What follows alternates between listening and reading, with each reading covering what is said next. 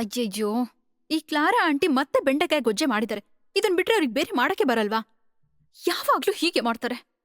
ಇವ್ರು ನಂಬ್ಕೊಂಡು ಗೆಸ್ಟ್ಗಳನ್ನ ಟೇಬಲ್ ಮೇಲೆ ಹೇಗ್ ಕೂರ್ಸೋದು?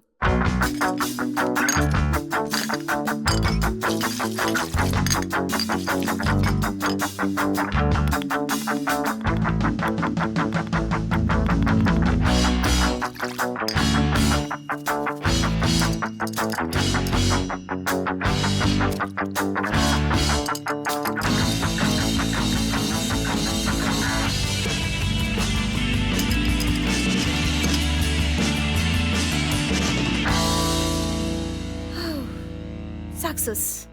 ಥ್ಯಾಂಕ್ ಗಾಡ್, ಈಗ ನೆಮ್ಮದಿ ಆಯಿತು. ಓಕೆ ಅಮಿತ್, ನಾನು ಕಾಲ್ ಮಾಡ್ತೀನಿ. ಓಕೆ. ಹಾಂ ಲಿಯಾ, ಹೆದರ್ಕೊಳ್ಳೋ ಅವಶ್ಯಕತೆ ಇಲ್ಲ. ಹಾಸ್ಪಿಟ್ಲಿಂದಾನೇ ಕಾಲ್ ಬಂದಿತ್ತು. ಅಪ್ಪಾಗೀಗ ಪರವಾಗಿಲ್ಲ. ನಾಳೆ ಬೆಳಗ್ಗೆನೆ ಹಾಸ್ಪಿಟ್ಲಿಂದ ಡಿಸ್ಚಾರ್ಜ್ ಆಗ್ಬೋದಂತೆ. ಸಂತೋಷನಾ? ಅಕ್ಕ, ನಿಮ್ ಫೋನ್ ಕೊಡ್ತೀರಾ? ಅಮ್ಮನ ಹತ್ರ ಮಾತಾಡ್ಬೇಕು. ಮಾತಾಡು, ನಂಬರ್ ಹೇಳು. 9895686555. ರಿಂಗ್ ಆಗ್ತಿದೆ, ತಗೋ ಮಾತಾಡು.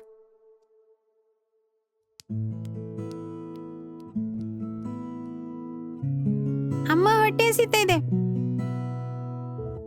ಇದ್ಯಾರ್ ನಂಬರೇ? ಮೀನಾಕ್ಷಿ ಅಕ್ಕಂದು. ಪಪ್ಪ ಹೇಗಿದ್ದಾರೆ? ಮಲ್ಕೊಂಡಿದ್ದಾರೆ. ಭಯ ಪಡೋಂಥದ್ದೇನಿಲ್ಲ. ನಾಳೆ ಡಿಸ್ಚಾರ್ಜ್ ಮಾಡ್ತೀನಿ ಅಂತ ಹೇಳಿದ್ದಾರೆ.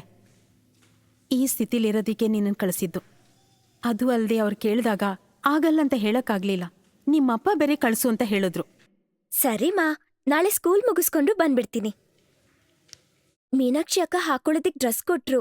ಹಾ ಸರಿ, ನಾಳೆ ಸ್ಕೂಲ್ ಮುಗಿದ ತಕ್ಷಣ ಮನೆಗೆ ಬಂದ್ಬಿಡು, ಆಯ್ತಾ? ಸರಿ ಮಾ. ಮತ್ತೆ ಮಾ, ದೊಡ್ಡ ಮನೆ ಮಾ ಇದು. ಎಷ್ಟು ರೂಮ್ಸ್ ಇದೆ ಗೊತ್ತಾ? ಹಾಂ ಲಿಯಾ, ಮತ್ತೆ ಅಡುಗೆ ಎಲ್ಲ ಇಷ್ಟ ಆಯ್ತಾ? ಅವಳು ಈಗ ತಾನೇ ತಿನ್ನೋಕ್ ಶುರು ಮಾಡಿದಾಳೆ. ಓ, ಇಷ್ಟಾಗ್ದೇ ಇರಲ್ಲ.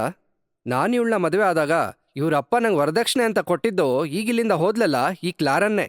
ಅವ್ರ ಥರ ಯೂಸ್ಫುಲ್ ಆಗಿರೋದು ಯಾರಿಂದಾನೂ ಸಾಧ್ಯ ಇಲ್ಲ. ಹಾ, ಮಕ್ಳ ಮೇಲೆ ಅಕ್ರೆ ಇರೋ ಅಪ್ಪ ಅಮ್ಮ ಯಾವಾಗ್ಲೂ ಒಳ್ಳೇದಂತಾನೆ ಮಾಡ್ತಾರೆ. ಅದ್ರ ಬಗ್ಗೆ ಚಿಂತೆ ಮಾಡೋದು ಇವಾಗ ವೇಸ್ಟ್.